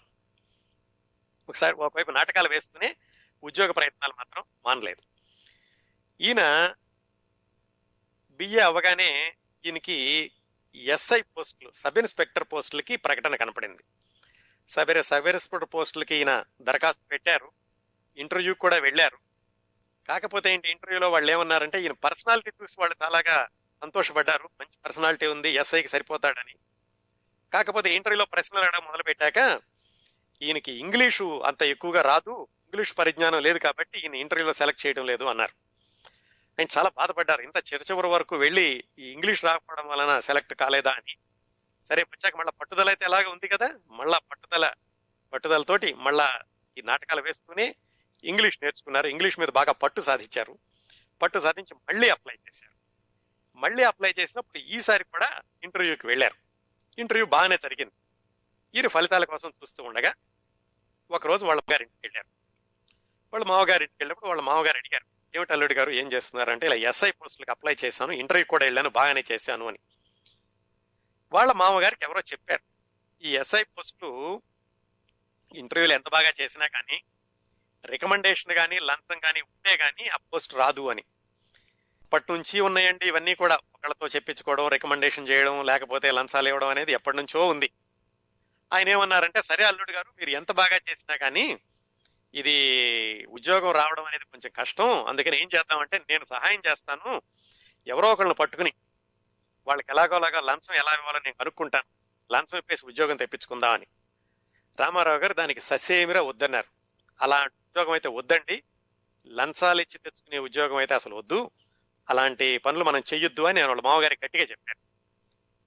అయితే ఆయన ఏమన్నారంటే, సరే బాబు అయితే లంచాలు అయితే వద్దు, కానీ ఒక పని చేద్దాం, ఎన్జి రంగా అని ఒక రాజకీయ నాయకుడు ఉన్నాడు, ఆయన సొంతగా పార్టీ కూడా పెట్టారు, రాజకీయ పార్టీ, జస్టిస్ పార్టీ అంటారు దాన్ని. ఆయనకి తెలియని ఒక ఆయన ఉన్నాడు ఇక్కడ మన దగ్గర, పంగనామాల రాఘవయ్య గారు అని నాకు బాగా తెలుసు, ఈయన ఎన్జి రంగా గారికి ఓ పని చేద్దాం, ఈ పంగనామాల రాఘవయ్య గారిని పంపిస్తాను, నువ్వు ఆయన కలిసి మద్రాసు వెళ్ళి రంగా గారిని కలిసి ఎవరితోనైనా ఒక మాట చెప్పించమని అడగండి, ఇందులో తప్పు లేదు కదా, ఇందులో డబ్బులు ఇవ్వడం కాదు కదా, ఊరికి ఒక మాట చెప్పడం తెలిసిన వాళ్ళతోటి అంటే. ఆయనకి ఇష్టం లేకపోయినా కానీ సరే పెద్ద ఆయన చెప్తున్నారు కదా అని ఎన్టీ రామారావు దానికి ఒప్పుకుని ఈ పంగనామాల రాఘవయ్య గారిని తీసుకుని మద్రాసు వెళ్ళారు. ఎందుకు, ఎన్జి రంగారావు గారితో మాట్లాడి ఎవరితోనైనా సిఫార్సు చేయించి ఈ సబ్ ఇన్స్పెక్టర్ ఉద్యోగం వచ్చేలాగా చూసుకుందాము అని మద్రాసు వెళ్ళారు. వెళ్ళడం అయితే వెళ్ళారు. ఈ పంగనామాల రాఘవయ్య గారు ఎన్జీ గారికి బాగా ఫ్రెండ్ కదా, ఆయన కలిసి చెప్పారు, ఇదిగో కుర్రాడు నిమ్మకూరు, పెళ్ళయింది, ఒక పిల్లడు కూడా ఉన్నాడు, బిఏ పాస్ అయ్యాడు, ఉద్యోగానికి కూడా వెళ్ళాడు. మరి మీరు ఏదైనా ఒక మాట చెప్తే ఎవరితోనైనా కొంచెం తొందరగా ఉద్యోగం ఈయనకు వస్తుంది అంటే ఆయన లేచాడు. ఏమిటి కుర్రాడు అసలు బ్యాక్గ్రౌండ్ ఏమిటి అని అడిగాడు. వాళ్ళ వ్యవసాయదారులు అని చెప్పారు. మరి ఎందుకు శుభ్రంగా వ్యవసాయం చేసుకోక ఉద్యోగాలు వెనకాల పెట్టడం అన్నాడు. లేదండి వీళ్ళకి కూడా లేదు, ఎక్కువ ఎకరాలే ఉంది, చాలా కష్టపడుతున్నారు, ఉద్యోగం వస్తే కాస్త సుఖంగా ఉంటుంది అంటే ఆయన ససేమిరా ఒప్పుకోలేదు. రైతు కుటుంబంలో నుంచి ఉద్యోగం చేయడం ఏమిటి, ఆస్తి లేకపోతే కౌలుకైనా చేసుకోవాలి, శుభ్రంగా వెళ్ళిపోయి మీరు వ్యవసాయం చేసుకోమని చెప్పండి అని ససేమిరా ఆయన రికమెండేషన్ చేయడానికి ఒప్పుకోలేదు. రామారావు గారికి కొంచెం బాధ వేసింది. ఇదేమిట్రా బాబు ఇంత దూరం వస్తే ఇలా అన్నాడని అది తీసుకెళ్ళిన ఆయన ఇంకా బాధపడ్డాడు. ఆయన చెప్పాడు, తారకం బాబు నేను ఇలా అవుతుంది అనుకోలేదు, ఈయన ఏదో మనకు సహాయం చేస్తాడు అనుకున్నాను, ఈయన చివరికి ఈయన మనకి ఒట్టి చేయి చూపించాడు, సర్లే ఏం చేద్దాం పదా అని చెప్పేసి వెనక్కి చెప్పారు. ఆ విధంగా రెండోసారి ఎస్ఐ పోస్ట్ కూడా ఆయనకి రాలేదు. ఇటువైపు ఈయన చేయడానికి మాత్రం ఉద్యోగ ప్రయత్నం మాత్రం మానలేదు. ఈ ఉద్యోగ ప్రయత్నాలు ఇలా ఉండగా ఈయన నాటకాలు వేస్తున్నారని చెప్పాం కదా, నాటకాలు వేస్తున్నప్పుడు ఒక సంఘటన జరిగింది. అది ఈయన ఎన్టీ రామారావు గారిని మద్రాసు వెళ్ళడానికి పునాది వేసినటువంటి సంఘటన ఏం జరిగిందంటే, ఈయన విజయవాడలో ఒక నాటకం వేస్తున్నప్పుడు, చేసిన పాపం అనేటటువంటి నాటకం వేస్తున్నప్పుడు చూశారు కొంతమంది. ఆ నాటకాలని చూడడానికి అప్పట్లో ఏంటంటే మద్రాసు నుంచి సినిమా వాళ్ళని తీసుకొచ్చేవాళ్ళు వీళ్ళ నాటకాలకి. ఆ నాటకాలకి సినిమా వాళ్ళు చూసినప్పుడు ఇందులో మంచి వాళ్ళు ఉంటే కనుక వాళ్ళని సినిమాల్లోకి తీసుకెళ్తూ వాళ్ళు. సో ఈయన ఈ చేసిన పాపం అనే నాటకం వేస్తున్నప్పుడు చూసిన వాళ్ళల్లో ఎల్వి ప్రసాద్ గారు ఉన్నారు. ఎల్వి ప్రసాద్ గారు అంటే ఆ రోజుల్లో దర్శకుడు, నటుడు కూడా. తర్వాత రోజుల్లో చాలా మంచి సినిమాలు తీసి ఇప్పుడు ప్రసాద్ ల్యాబ్స్ అని, హైదరాబాద్ ప్రసాద్ హై హాస్పిటల్ అని చూడండి, వీటన్నిటికీ మూలపురుషుడు అక్కినేని లక్ష్మీ వరప్రసాద్ ఆయన పేరు. ఆయన జీవితం చాలా స్ఫూర్తిదాయకంగా ఉంటుంది. దాని గురించి తర్వాత మనం రాబోయే వారాల్లో మాట్లాడుకుంటాం. ఆ ఎల్వి ప్రసాద్ గారికి ఒక పెద్ద రికార్డు కూడా ఉందండి. హిందీ, తెలుగు, తమిళ్ మొట్టమొదటి టాకీ సినిమాలు, అంటే మొట్టమొదటి మాట్లాడే సినిమాలు 3 భాషల్లోనూ కూడా ఆయన వేషం వేశారండి అప్పట్లో. అంటే తెలుగులో మొట్టమొదటి టాకీ భక్తపల వేషం వేశారు, హిందీలో మొట్టమొదటి టాకీలో వేశారు, తమిళ్లో మొట్టమొదటి టాకీలో వేశారు. అంతా ఆయన కూడా చాలా కష్టపడి పైకి వచ్చారు.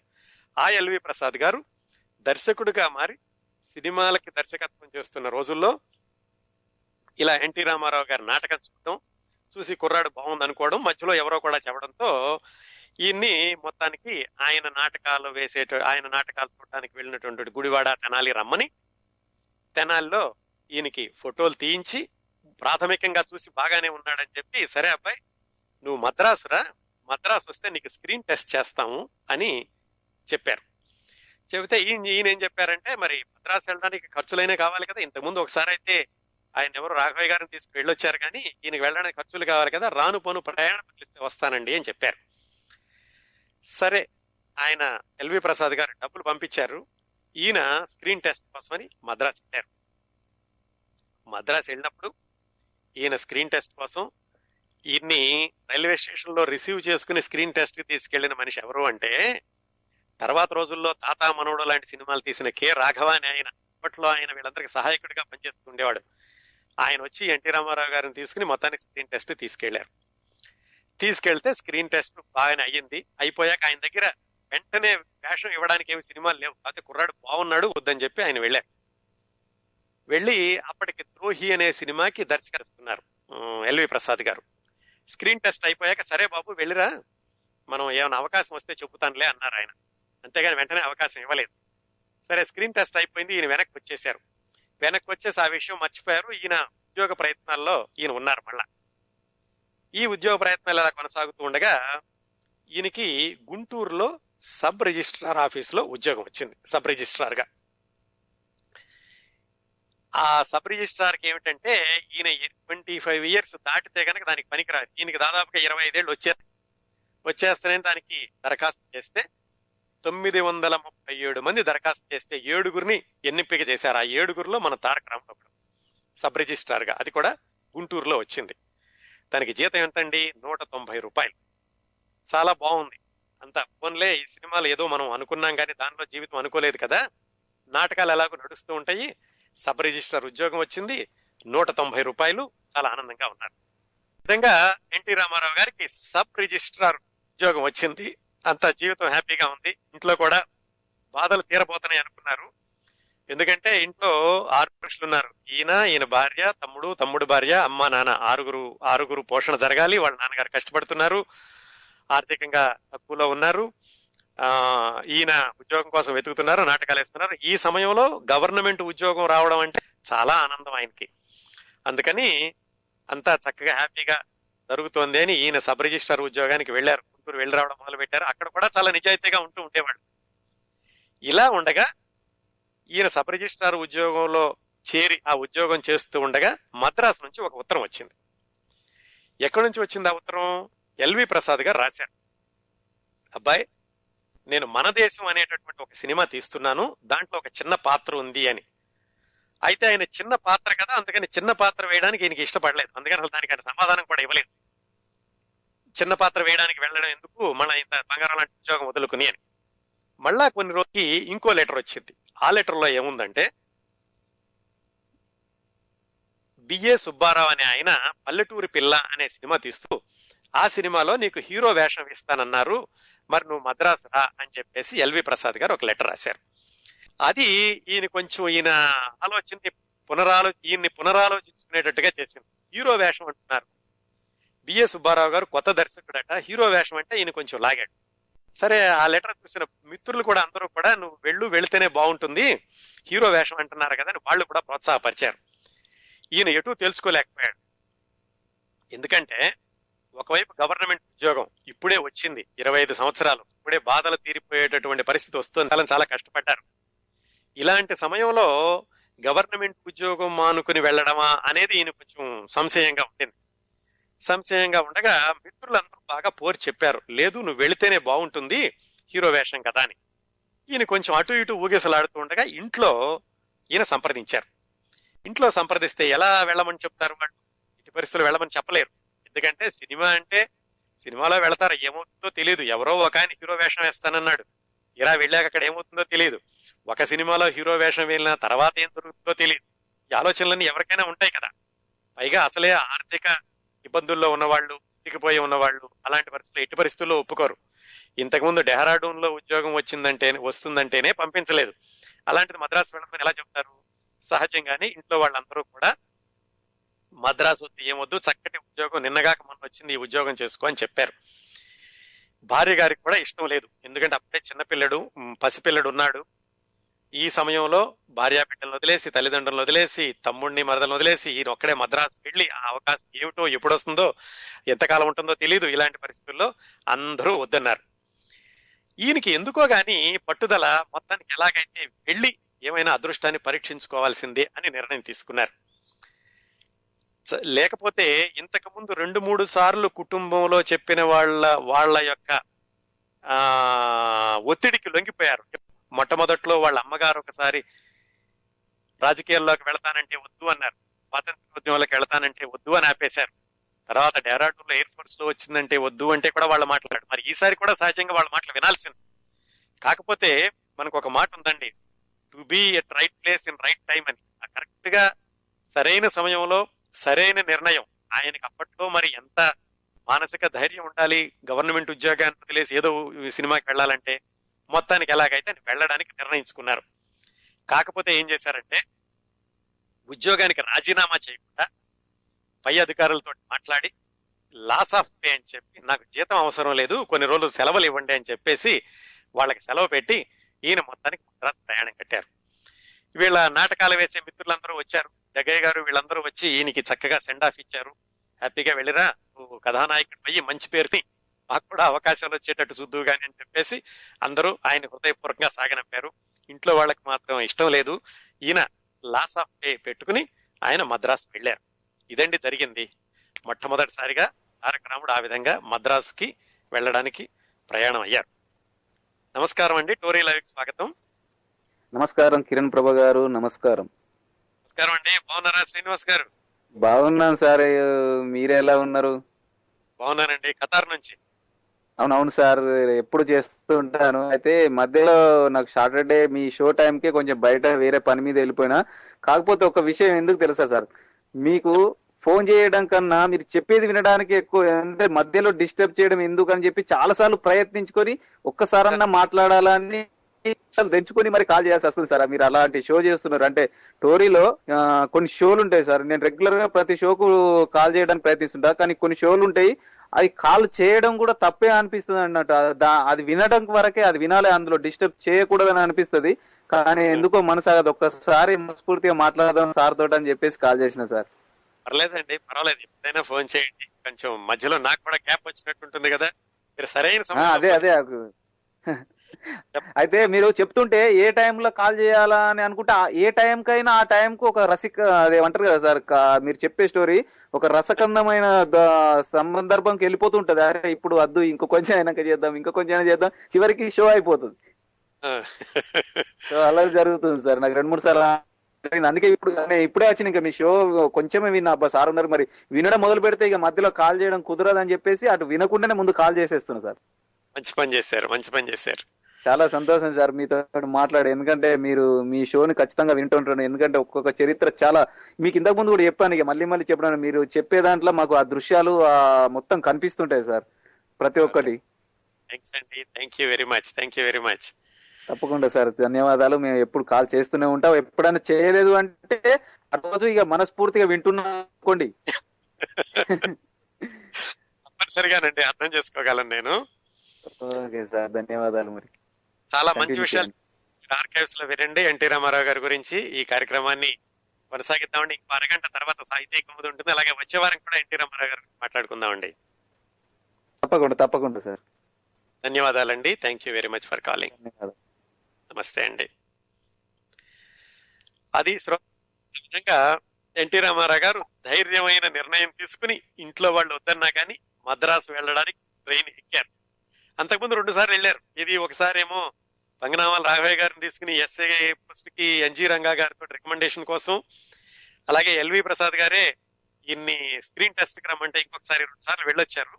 ఇది 3వసారి హీరో వేషం కోసమని ఉద్యోగానికి సెలవు పెట్టి బయలుదేరారు. ఇక్కడ ఆపుతామండి ఈ కథని.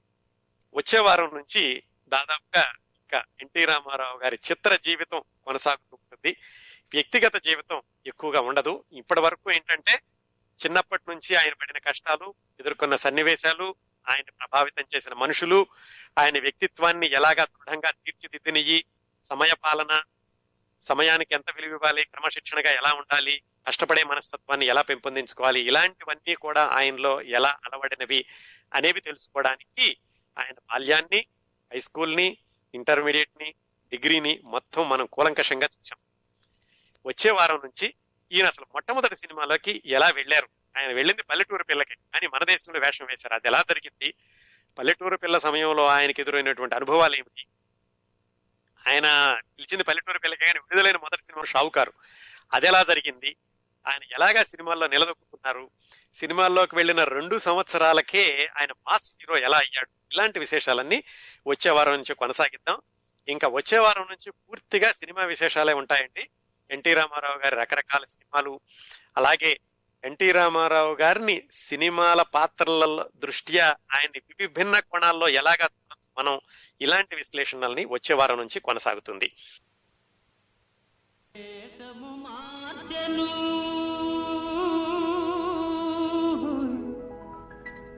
భాషను మార్చెను,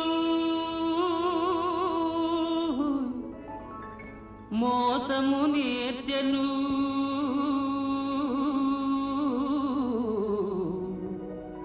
అసలు తానే మారెను. అయినా మనిషి మారలేదు, అతని మమత తీరలేదు. మనిషి మారలేదు, అతని మమత తీరలేదు.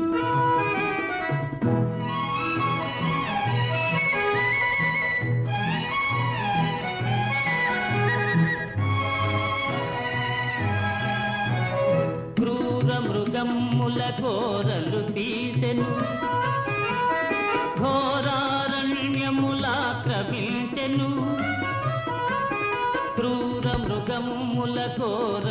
వీసెను ఘోరారణ్యములాక్రమించెను హిమాలయముపై జెండా పాతెను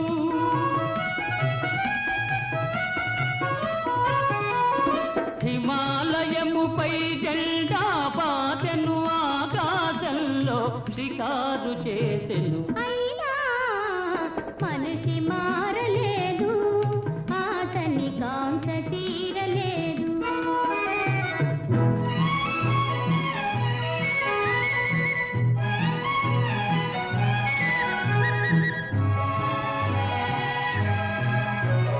పిడికిలి మిల్సని హృదయములో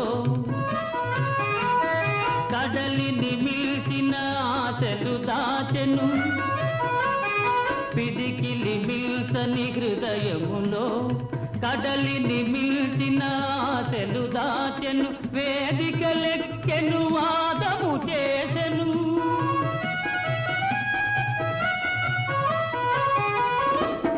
వేదికలెక్కెను వాదము చేసెను త్యాగమే మేలని బోధలు చేసెను అయినా మనిషి మారలేదు అతని బాధ తీరలేదు వేషము మార్చెను భాషను మార్చెను మోసము నేర్చెను తలలే మార్చెను అయినా మనిషి మారలేదు అతని మమత తీరలేదు